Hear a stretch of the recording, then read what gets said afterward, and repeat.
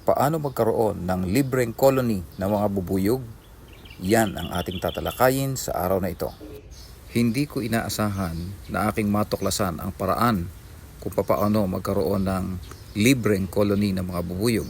Nagkaroon ako ng malungkot na karanasan sa pag-aalaga ng bubuyog kung saan namatay ang aking mga colony. Kaya bagaman ako'y nalulungkot, wala akong ibang option kundi linisin ang mga kahon na nawalan ng mga bubuyog. Subalit mula sa malungkot na karanasang ito ay dito ko natuklasan kung paano magkaroon ng libreng colony ng mga bubuyog. Pagkatapos kong linisin ang mga kahon ay aking pinatas para ihanda ito sa susunod na season. Ito kagaya ng inyong nakikita, aking pinatas. Subalit ako'y nasorpresa nung ako'y muling bumalik. Dahil pagbalik ko, ito makikita nyo ang dami ng mga bubuyog na tinirhan yung isa na nasa sa ilalim ng pinagpatas-patas na mga kahon. Kaya mula noon ay nililinis ko palagi ang mga kahon at ginagawa kong swarm trap kagaya ng inyong nakikita ngayon.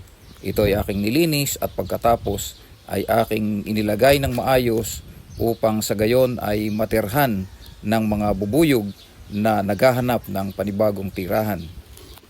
Mayroong panahon na kung saan ay dumadami na ang population ng colony kaya't sila ay nangangailangang humanap ng panibagong matitirahan. Ito ang isang paraan ng mga bubuyog upang sila ay dumami ang kanilang colony.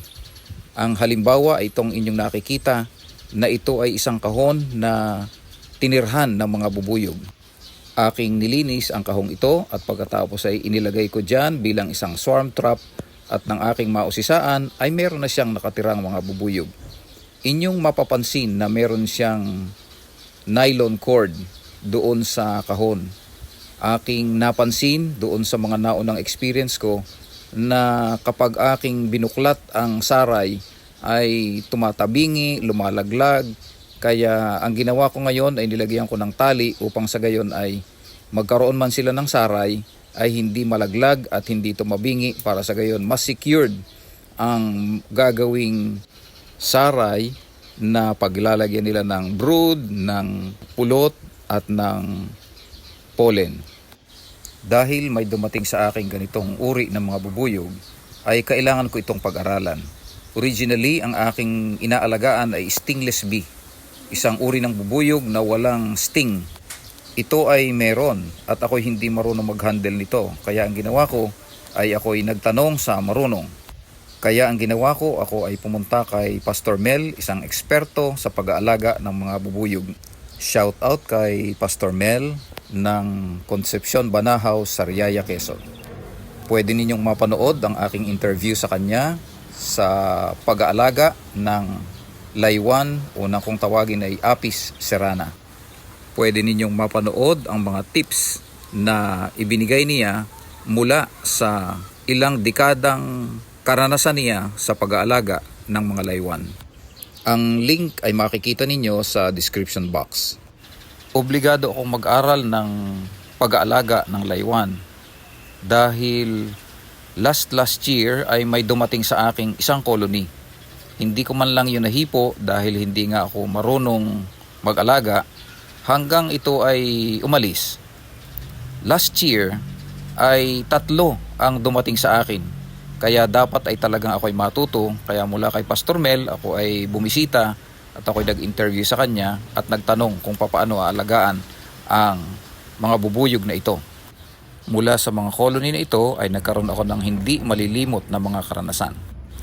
Una ay dapat ay hindi takot pagka mag-handle ng mga bubuyog dahil nararamdaman pala ng mga bubuyog kapag ikaw ay takot at sila ay sasalakayin ka ng mga bubuyog na ito. Pangalawa ay dapat ay secured ang sarili, merong tamang protection o tamang bisut na dapat ay gamitin. Yung una kong attempt ay ako ay hindi proper ang aking gamit na mga pang protection. Manipis ang glove na aking ginamit at na-expose ang aking pulso. Takot pa man din ako kaya Sumugod ang maraming mga bubuyog at mahigit sa 2 dosenang bubuyog ang gigil na sumugod at tinusok ang aking pulso. Mabuti na lang at wala akong allergy, hindi man lang ako nilagnat. Yun nga lang, 3 araw akong paga ang kamay at braso at masakit. Daig ko pa ang nagpa-booster ng COVID vaccine.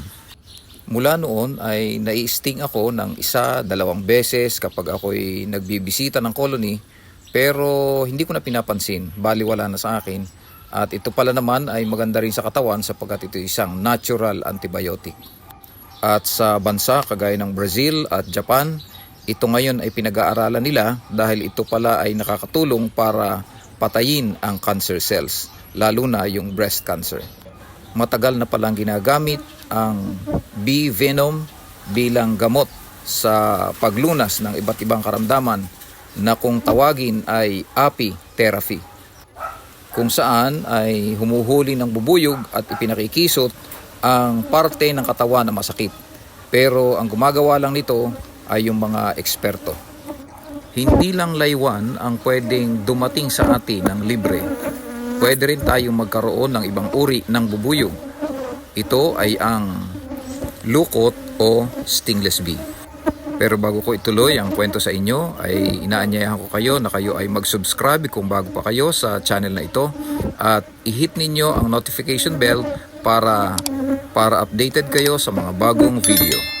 Huwag nyo rin kalilimutang mag-comment, mag-like at mag-share sa mga kapamilya at mga kaibigan. Ang aking tinutukoy ay ang lukot. Ang inyong nakikita ngayon ay ang uri ng bubuyog na mababait o mga gentle bees.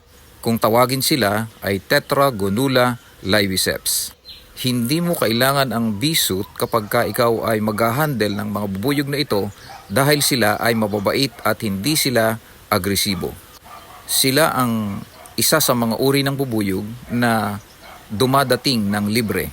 Last year, 3 colony ang dumating sa akin.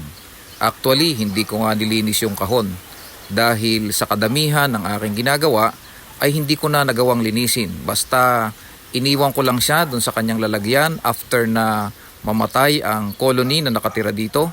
Ang dating nakatira dito ay yung isang uri ng aggressive bee na stingless bee na kung tawagin ay Tetragonula beroi. Sila ay aggressive type, pero hindi ko alam kung bakit sila ay namatay bigla, nawala na bigla. Pinabayaan ko lamang, hindi ko na nalinis at andun lang sila sa kanilang dating tayo. To my surprise ay meron na palang nakatira na mababait na mga bubuyog na kung tawagin ay munggo-munggo. Sabi nila tamad raw itong gumawa ng pulot, pero inyong makikita na puno ang 2-layer hive na ito at sa banda rito ay inyong makikita na sila ay maraming pulot na naipon at sa banda roon naman ng box ay makikita na ang dami nilang itlog, puno ang 2 layers na box na ito na dating occupied ng Tetragonula beroi. Ito ang uri ng bubuyog na tumitira sa mga bitak ng pader na simentado at kahit dun sa maliliit na mga sulok na yon ay nakakatira sila at siguro nakita nilang maganda itong lugar. Kaya dito sila tumira at makikita ninyo punong-puno ang 2-layer na box na ito. 3 itong colony na dumating sa akin last year. Yan ang una. Ito naman ang pangalawa. Kita ninyo ang liit lang ng entrance niya. Maliit lang pero makikita natin ang loob. Ayan, ang loob ay halos puno yung loob niya kahit ang liit-liit ng entrance niya. Sa gilid makikita ninyo ang mga pulot na inipon nila at doon sa banda roon ay naroon naman ang kanilang mga itlog. Ang tawag sa kanila ay munggo-munggo dahil ang brood pattern nila ay kagaya ng munggo na walang definite na pattern, hindi kagaya ng Tetragonula beroi na siya ay flat at spiral ang distribution ng kanyang mga itlog. Ito naman ang pangatlo na colony. Ang liit din ng entrance niya. At kung makikita nyo, nadyan yung mga guard bees na nagbabantay sa bukana ng kanilang colony. At ayan naman ang loob, makikita natin. Ayan. O, halos puno din sila. At marami rin silang naipong pulot nasa sa gilid. At doon sa banda roon, naroon ang maraming itlog nila na ito ang nagiging panibagong bubuyog. Napakasipag ng queen ito. Ang daming umitlog. Kaya nakakatuwa ang mga bubuyog na ito ay dumadating ng libre. Maglagay ka lamang ng mga bakanting box at mausisaan mo ay meron ng dadating na munggo-munggo sa iyong beehive. Ito naman ang isa pang paraan kung paano ka magkakaroon ng libreng colony ng mga bubuyog. Ikaw ay magsabit ng mga hanging plant sa iyong garden at titirhan din iyan ng mga bubuyog kagaya nito. Ito ay Tetragonula biroi. Ito yung aggressive type na sila ay tumira sa isang grupo ng mga halaman na nakabitin sa tabi ng pader. Ayan, makikita nyo, yan ay bromeliad na pinuntahan ng mga stingless bee o ng mga lukot.